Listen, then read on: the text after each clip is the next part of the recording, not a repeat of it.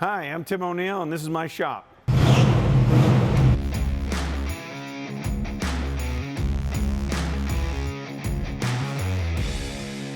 This is a very big day for us.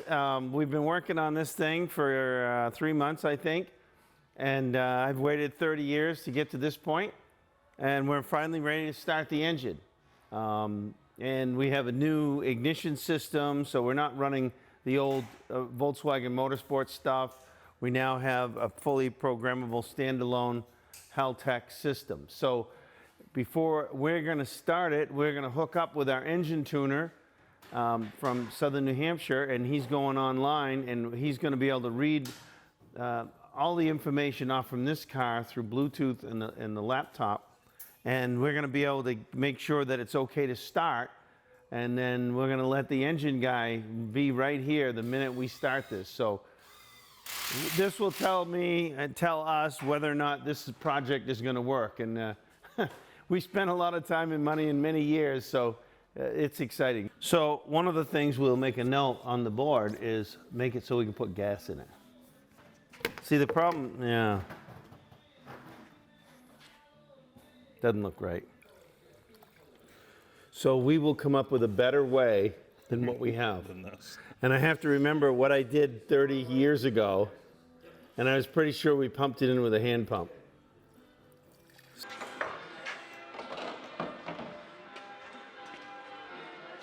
Okay. We got fuel. We got fuel. We're on the phone now with the engine guy. This is the PreCheck. So we'll start with the same thing. Fuel, fuel pressure, ignition, crank.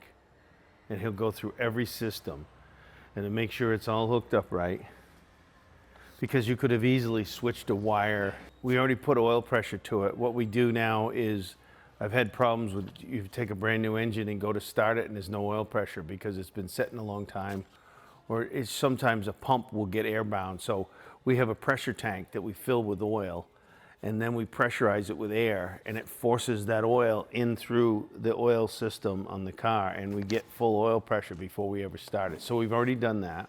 We have a number of other things that we're looking at to make sure that when we started that initial startup that we don't have any dry engine or bearings. A lot of times people will put a brand new engine in a car and it'll have a failure. We may want to consider pulling all the plugs out of the motor because it will allow the motor to spin over a lot faster with a lot less draw on the starter. And as we're trying to diagnose, Trigger stuff, yeah. triggering correctly, my recommendation is probably to let it spin over free. You got that? Pull the plugs. Pull the plugs, please. He's on.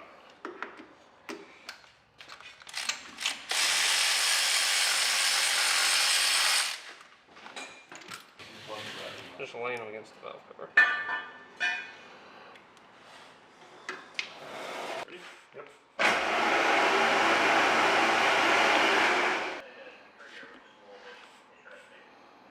Oh, here we go. Enable disable function. Yeah, it's under electrical. So here's how it should be wired, okay? Yeah. So, and again, if you cut off the connectors, this might not be the same as how, it was wired from the factory, but I can give you the wire colors too. So pin 1, which is normally a red wire, should be your 5-volt supply. The red wire should be your 5-volt supply on pin 1. Yep. Pin 2 should be the yellow wire, which is your signal wire. Yep. So that's where I got the black. Okay. So let me switch those two. I got 5 volts. Okay, perfect. And similarly, between pin 3 and pin 1, you should also have 5 volts. I got 12 volts. That could be a problem. Yeah. It sounds like we may have found that the connector was actually pin wrong. So I'm going to have it crank it in a minute. Yep. Go ahead and crank.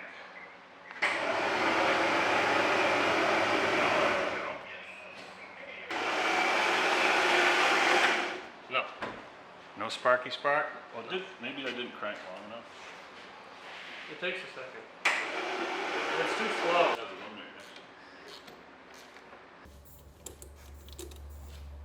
Here we go. You ready? Sure.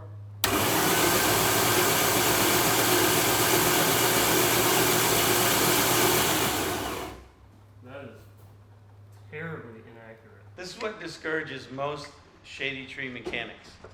When they think it should work, they spend a lot of effort on it and it All right. doesn't work. Now. They get frustrated. You cannot get frustrated.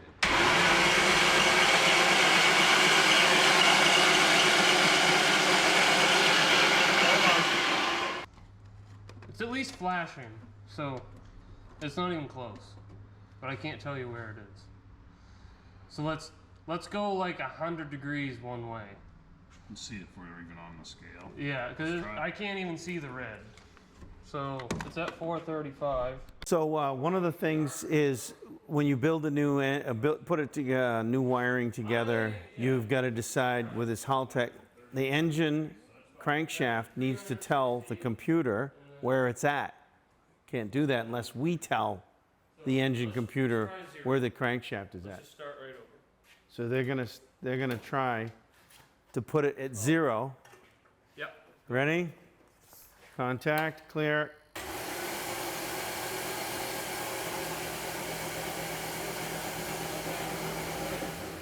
So the idea of trying to get the computer to know where the crankshaft position is vital. It's before you do anything, you really need to establish that. And I see no marks. It could be one way or the other, but there's no marks. There should have been a notch in the back of the flywheel, huh? You want me to keep going? A little bit, one way or the other. Just one way or the other. No, go the other way. Slow. Yeah. Keep going. Oh, wait a minute. Back. Back. That's one right there. There is one mark. Contact, clear.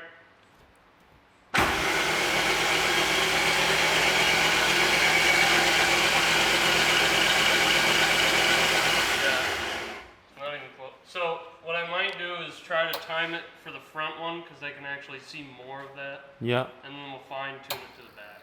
Ready? Yep.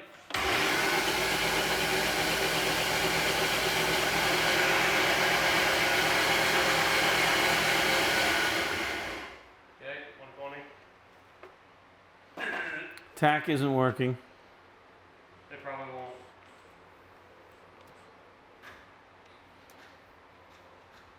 Clear.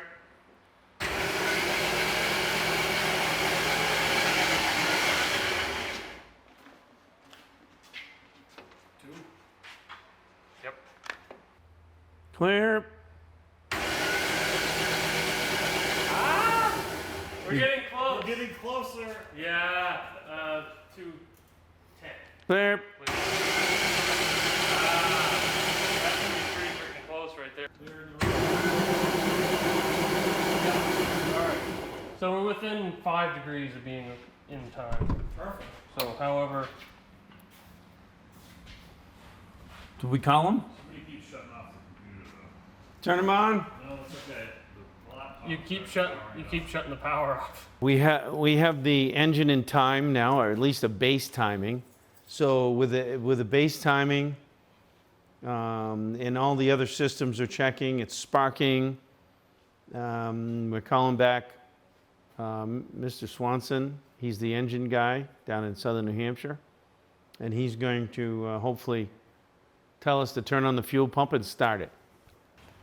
Yeah, okay, I think I've got everything set here, so once you guys have it together, it should probably run. Plug it into that. Alright, why don't you do this? Why don't you turn the key off and turn the key on? I want to see the prime. Yeah. It's gonna take a couple. You can hear it just starting. There we go. Woo! Alright, do that again one more time. One more time. I'm going to turn both pumps on. They're both on. The Haltech's controlling which ones come on. Yeah, that's fine. Alright, I'm ready when you guys are. Alright. Go for it. Let it go, Tim. Oh. More.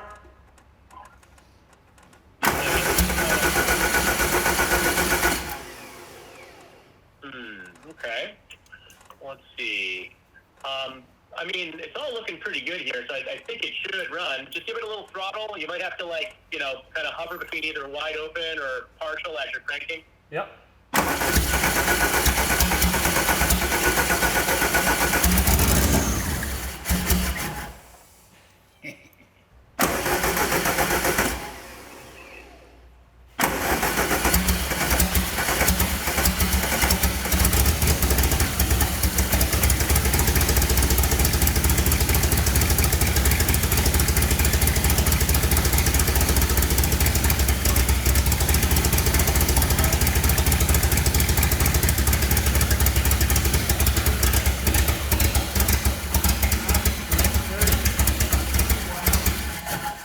All of a sudden, the light went on. And You guys had an open circuit on injector 4. oh, it's not plugged into 4?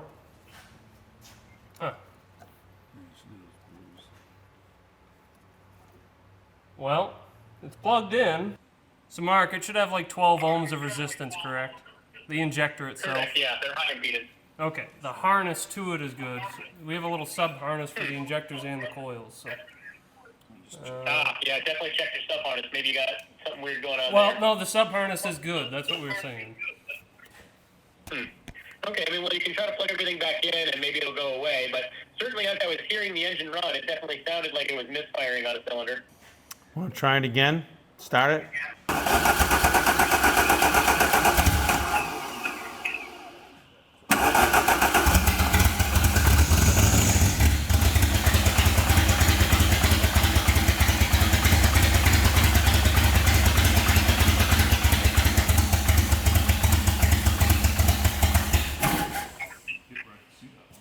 Yeah, it's definitely showing 0 volt on that channel, guys.